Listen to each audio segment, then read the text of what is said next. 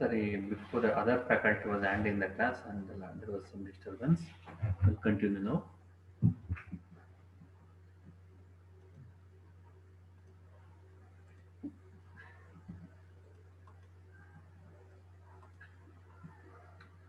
Effective length. Effective length means the length of the column which is similar to hinged column. The length of the column which is similar to hinged column. If I consider this, give me a moment. if I consider if I consider hinged column, bending moment at these 2 points is 0. There is no bending moment. If I consider simply supported beam, there is no bending moment at either ends. It is free to rotate. So bending moment is 0. So at what points the bending moment is 0? First we have to locate it. These 2 points A and B are the 2 points in a fixed beam where bending moment is 0, and this length is equal to 0.5 L. 0.5 L. I will call effective length as L. And at what distance the this fixed free hinged end, the what length of fixed hinged end B a column is similar to our hinged column. This is our zero point 0.7 times the length. That is 70% of the fixed hinged column is same as our hinged column. This is 50% of the fixed column is same as hinged column. Whereas when you take the fixed free column, 2 times the length. So here the point of this is the point of inflection. This A and this B are the points of inflection here. A and B, these are the points of inflection here.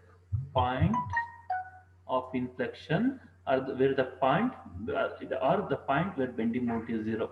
When I say when I say injured fixed column, in injured fixed column the point of inflection you can see point A and point B here.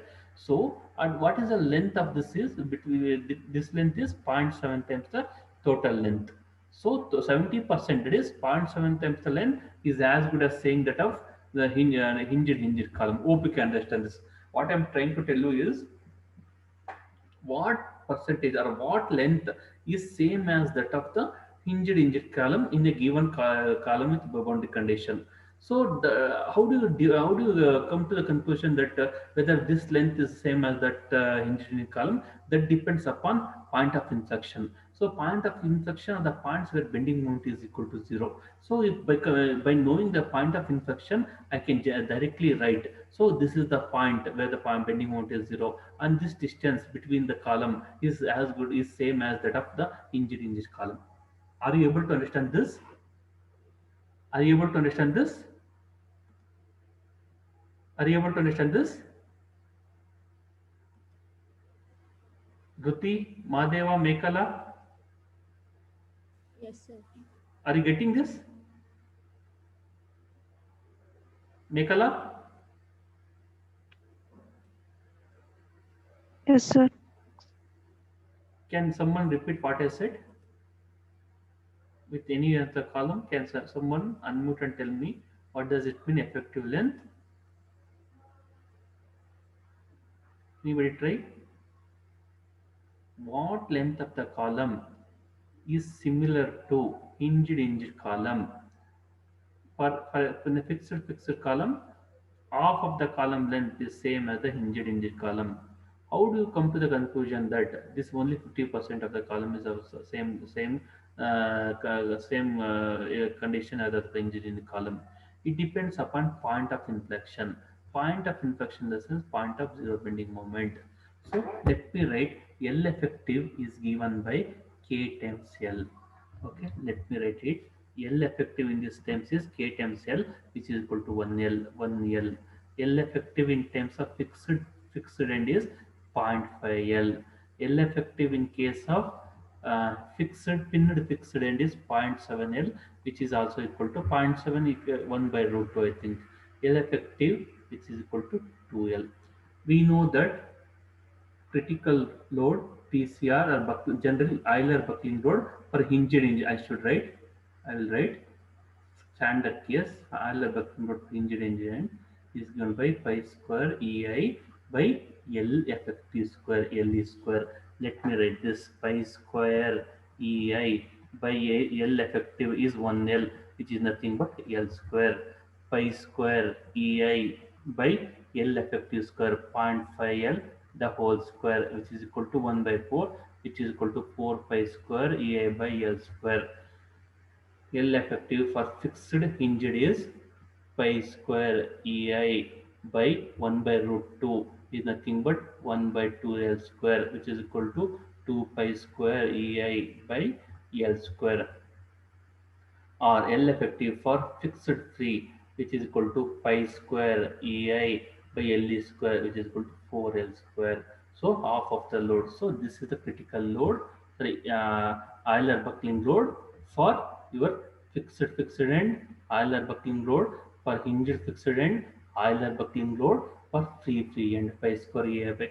How do you remember? You say take L is equal to KL. 0.5 times L is for fixed, 1 by root 2 times L is for a pinned and fixed, 2 times L for fixed free.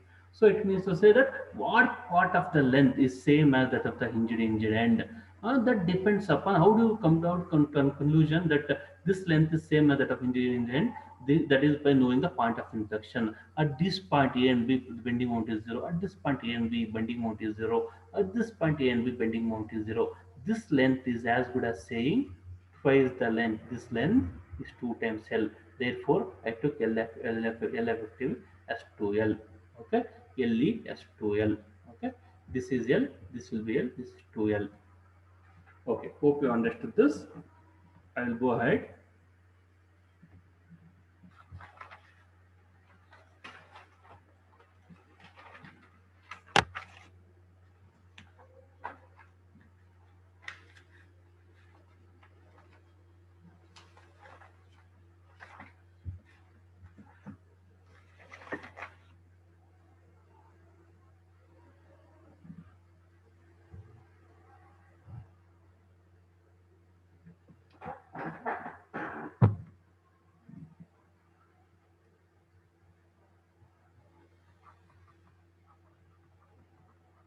Limitations of Euler's buckling load. Limitations of Euler buckling load. Okay, now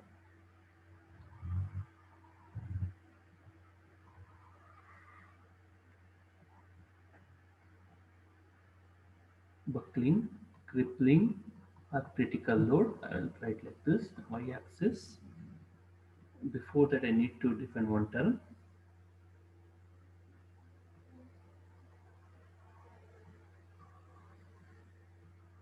Okay, I will write it here. Slenderness ratio. Slenderness ratio. Slenderness ratio is used to classify whether the column is short, long, or sorry, intermediate. So slenderness ratio is given by L by K. L by K.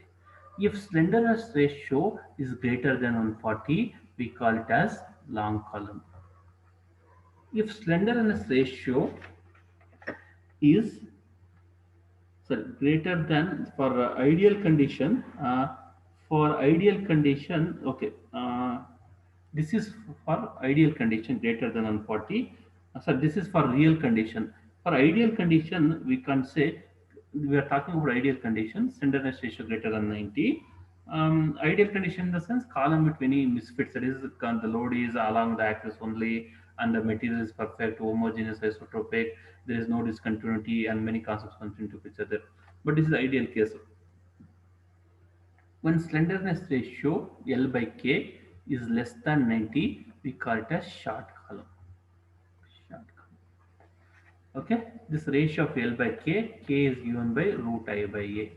Right, I is equal to AK square, where K is the radius of gyration, or K is equal to root I by A. L by K decides whether the column is long, short, or intermediate. We'll discuss this. We are discussing this. Go ahead. Now,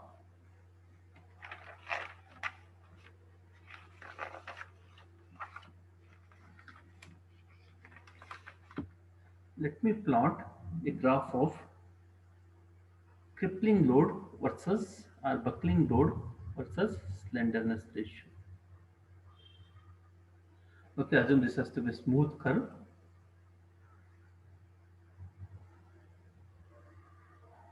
Okay, no.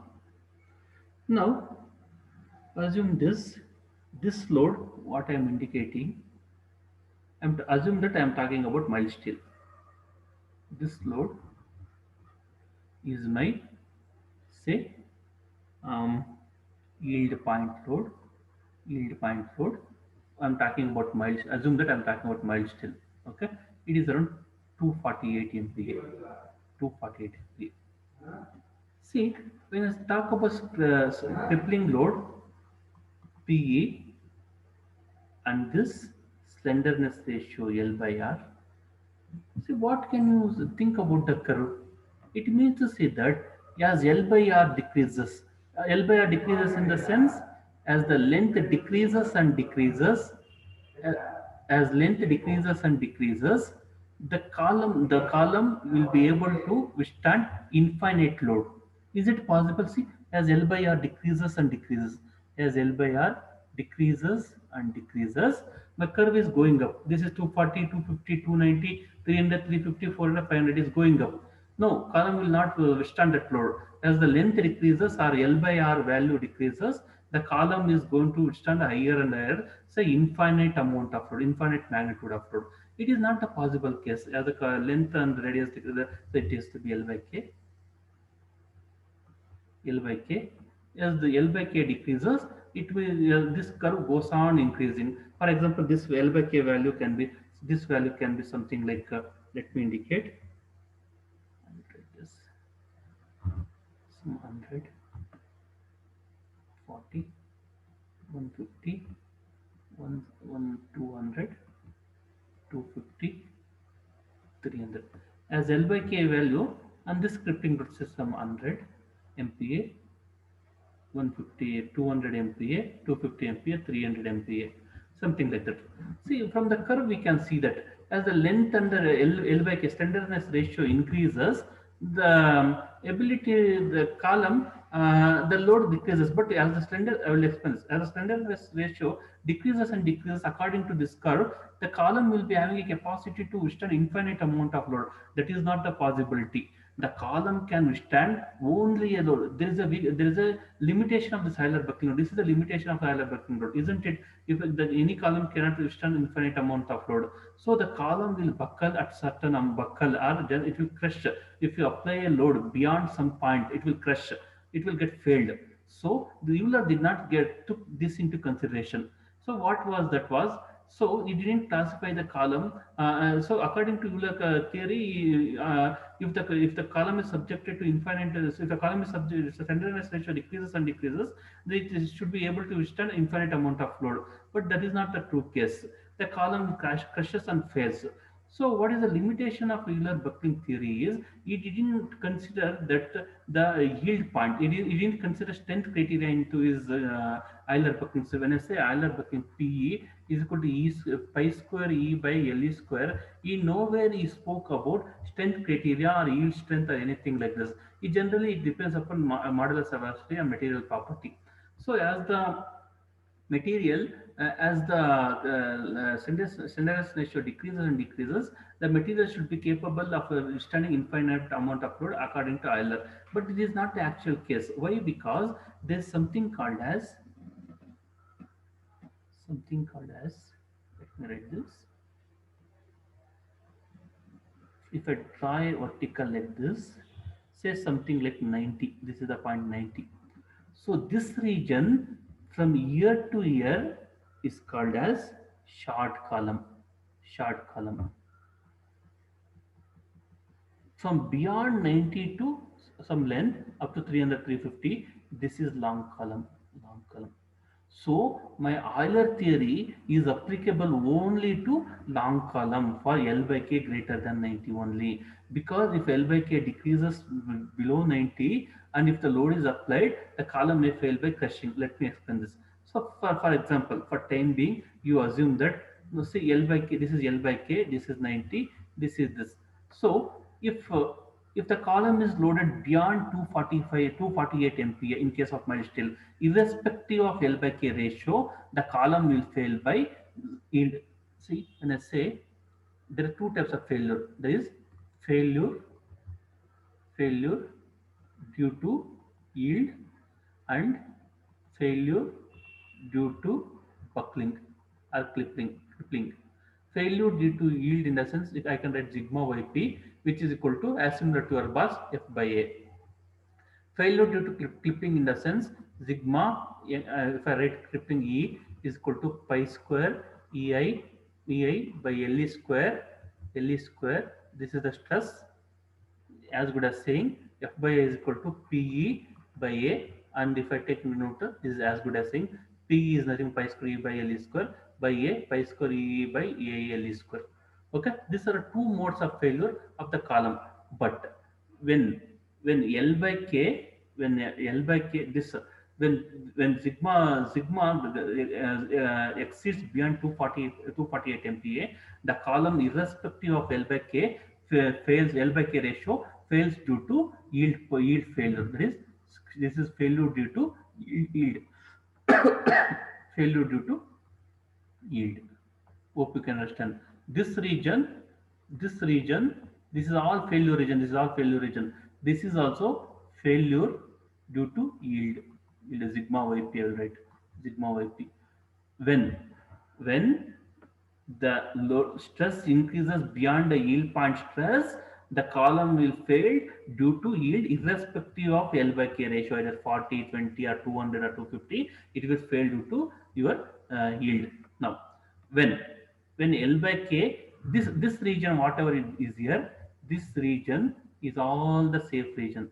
This region, what I am hatching, is all the safe region in your for a column. This is the region of failure. This is also failure. When sigma yp reaches beyond this, this is a failure region. Now assume that my column, this region is short column subjected to this. Let me write this. This is safe region. Now this is short column, short column safe region, short column safe region. This point is a long column safe region, safe region. This is from here onwards, sigma, this I can write it as failure, sigma failure due to buckling. This region is failure due to buckling.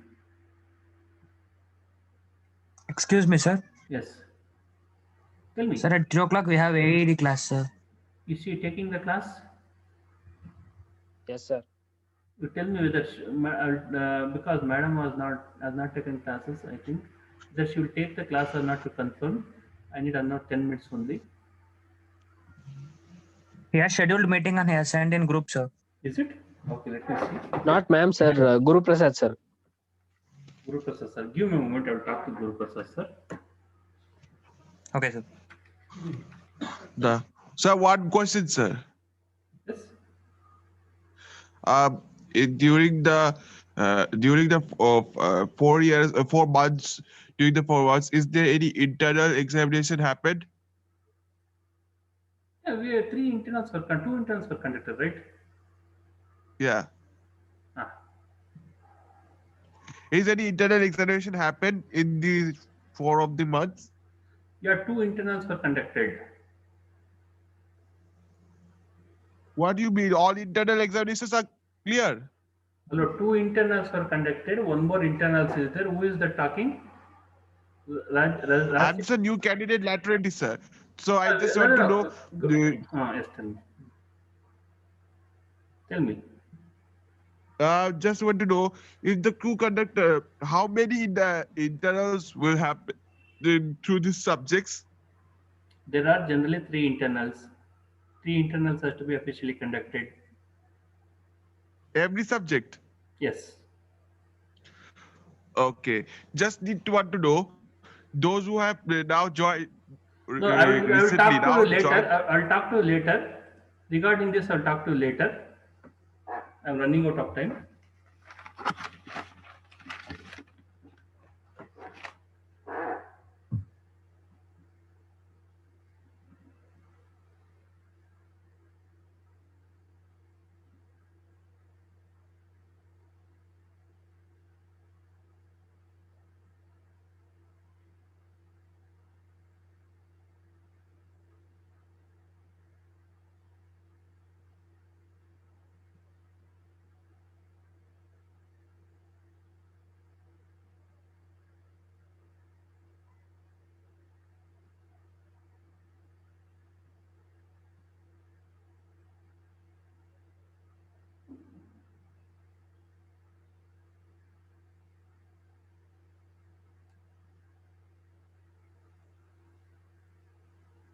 So what now?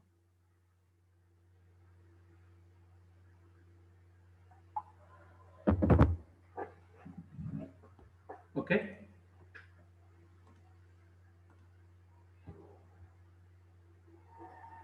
Now, see this region.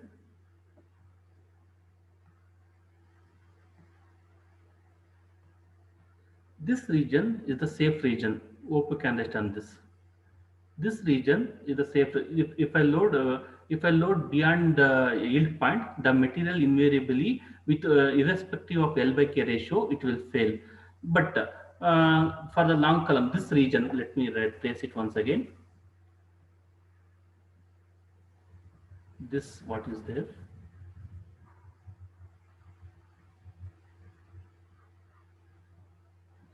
This region.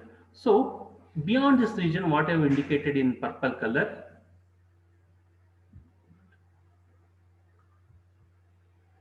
beyond this region, what I have indicated in purple color is due to failure due to buckling. So my column is not stable when I load beyond this point.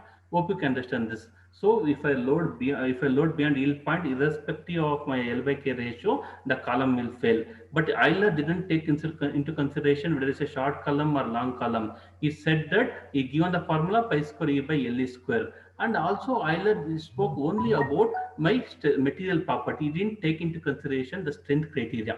Okay, that was the one of his defects. So he never spoke about the strength criteria. Euler spoke only about the material property, that is the stiffness criteria. And then next thing is there is something called as short column and long column. So Euler didn't classify whether the column is short or long, whether there was no consideration. But Euler's theorem, there is a limitation. The limitation of Euler theorem is Euler theorem holds good only for long column. That is L by K greater than 90. L by K greater than 90. The Euler theorem holds good. So if I take this, this is the safe region, this is the safe region, and this is the safe region for long column. Have you understood this? Have you understood this? So within yield point, this region is safe region for short column. Hope you can understand this. This region is a safe region for short column, and this region is a safe region for long column. Beyond this region, this is the failure due to buckling. And in this region, irrespective of L by K ratio, the material will fail due to yield. Okay, let me give the points. Limitations of Euler's theorem of buckling.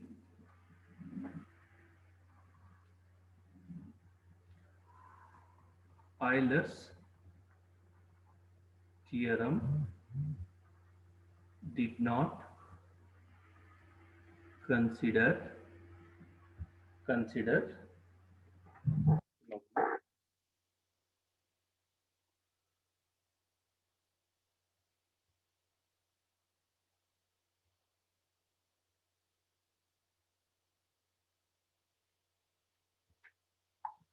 Euler's theorem did not consider the strength criteria. It considered only stiffness criteria, that is in smaller c. Therefore, for an example, a material like mild steel and Einstein steel, material like mild steel and Einstein steel. Einstein steel will have ultimate strength or yield strength of around 440 or 450 MPa or around 600 MPa, whereas mild steel has only around 250 MPa. So this Euler theory predicted that both the materials will fail at the same load, because whether you consider mild steel or Einstein steel, Young's modulus E will approximately remain the same. So for a given material, for a given alloy, the Young's modulus will not change much. Whether you take aluminum or aluminum alloy, Young's modulus will not change, but the strength property will change. So Euler didn't took this into consideration. Euler's theorem, therefore, for an example, a material like mild steel and Einstein steel will buckle or fail at the same load, even though there is an significant difference between their yield strength. Hope you can understand this, right? Euler's theorem didn't consider strength criteria, that is, where sigma yt or sigma ut didn't consider. So he considered only Young's modulus C. This is one of the drawback. And second drawback is Euler's theorem is this is the major drawback. But he also failed to classify whether it is long column or short column. But you should know that Euler's theorem, that pi square E by L square, is holds good for, let me write, Euler's theorem or Aristotelian theorem is applicable. Give me a moment.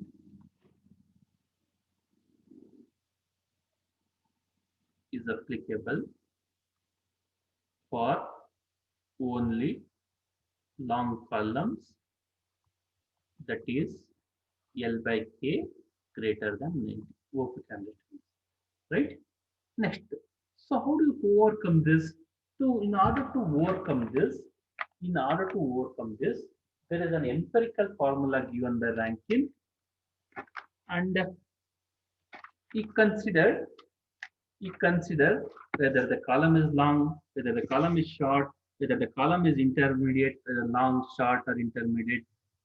This Rankine theorem took consideration. Okay, Rankine's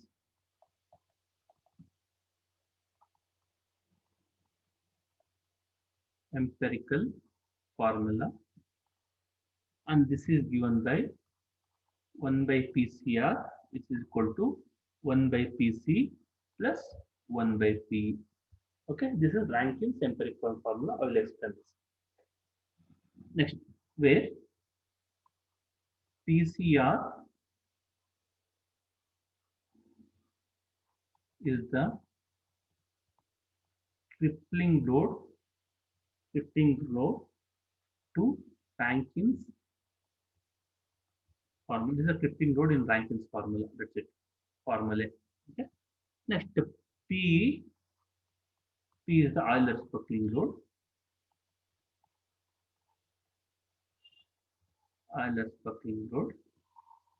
PC is the crushing load. Okay. Now, we know the crushing load in the sense, when I apply a load, a column can fail either due to crushing or due to buckling. These are two possibilities which I'm talking about. When I say crushing, sigma C is equal to load by area, same as a bar. When I say either buckling load, sigma E, which is equal to P by A, which is equal to pi square E by LE square. LE, we should remember, LE square into A, not LE. LE square. I'm oftenly substituting LE is equal to 0.7, 0.2, 0.7, 0.5 or of 2. Okay. Next, 10 minutes remaining. I'll try to complete it. Next, this is the formula. Now, for long columns, Euler buckling load pi square E by LE square. Okay.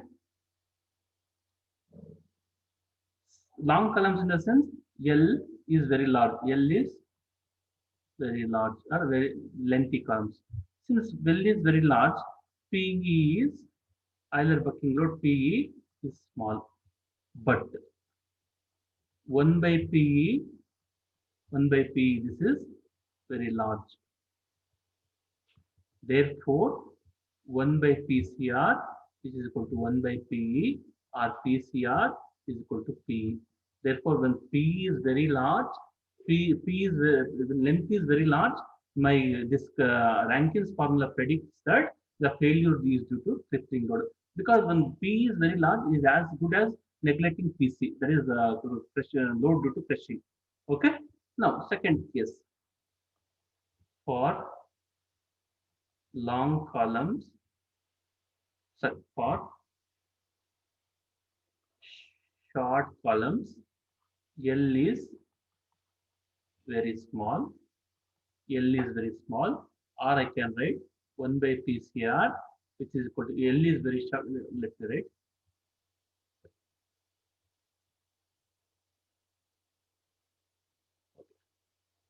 L is this L is very small, or L is very small, or I can write this as PC when L is very small. What I can write?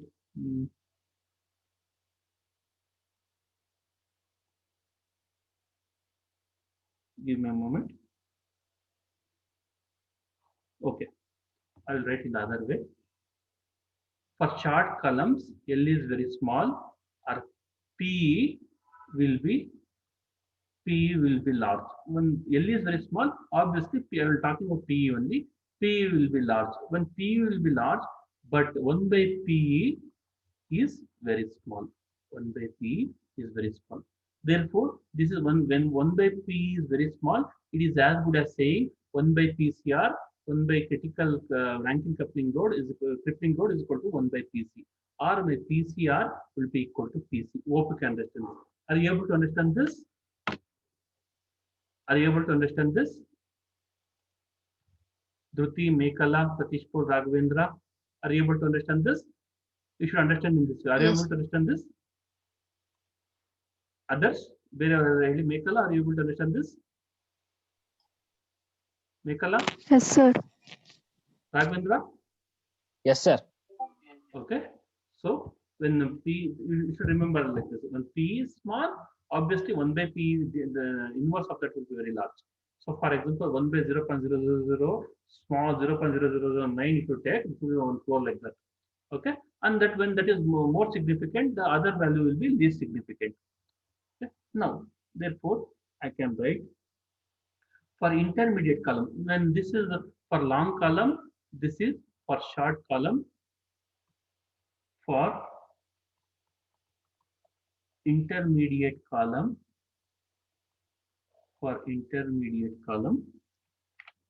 combined effect for long column fails by buckling, long column fails by buckling. This is due to buckling. That for short column fails by PCR is equal to crushing. Critical load or crippling load is equal to crushing. For intermediate column fails due to both buckling and crushing. Intermediate column will take the combined effect 1 by PCR is equal to 1 by PE or 1 by PC plus 1 by PE. All the terms comes into picture here. Intermediate column, it fails due to both crushing and this Euler load, which is a buckling. Okay. Now let me write 1 by PCR, 1 by PCR, which is equal to, if I take the LCM, PC into PE, PE plus PC, okay, or 1 by PCR, which is equal to PC, PE by PE, PC. I'm just reformulating the equations. PCR, which is equal to PC. I can write this as if I divide 2 out by PC, then I will be left out with PE by PC plus 1.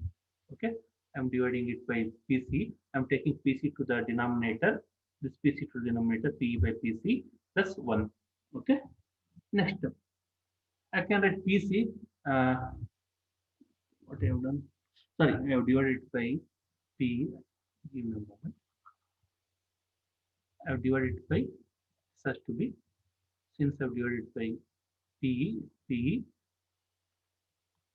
by PC plus 1. Okay. Now, sorry, once again I made this mistake.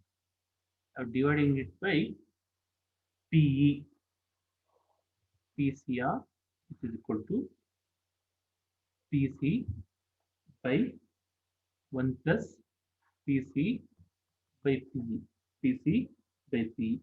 PC is nothing but the crushing load sigma C by A, sigma C into A, 1 plus sigma C into A by sigma E. Sigma E, I can write it as sigma P is nothing but sigma E, it is equal to pi square E by L square into A.